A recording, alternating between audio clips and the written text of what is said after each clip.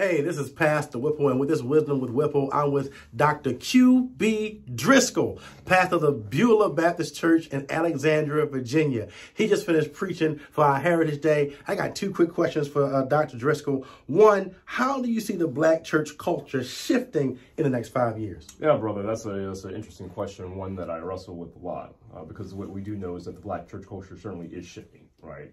And I think it's shifting in a way that I think it needs to shift and should shift, right?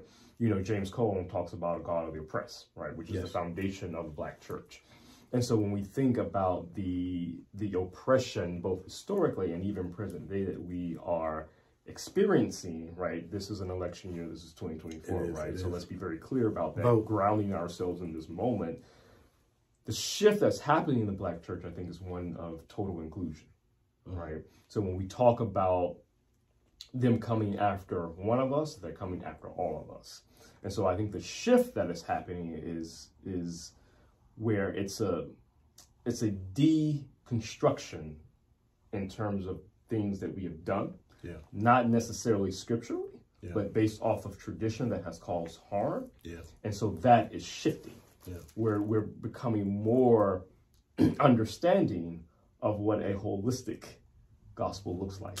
Right. That's true. That's true. Second question, real quickly. What motivates you to shift in ministry over your entire career? Yeah, you know, I practice something I think most pastors and people, frankly, need to incorporate in their life.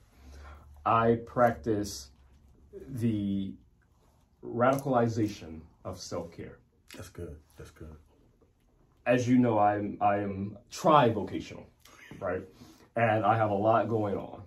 And in order for me to be a servant, a shepherd for my people, right, in ministry, for my students, and even for my corporate job, I have to take care of self, right? For my family, I have to take care of self, right? So I practice the art of saying no a lot.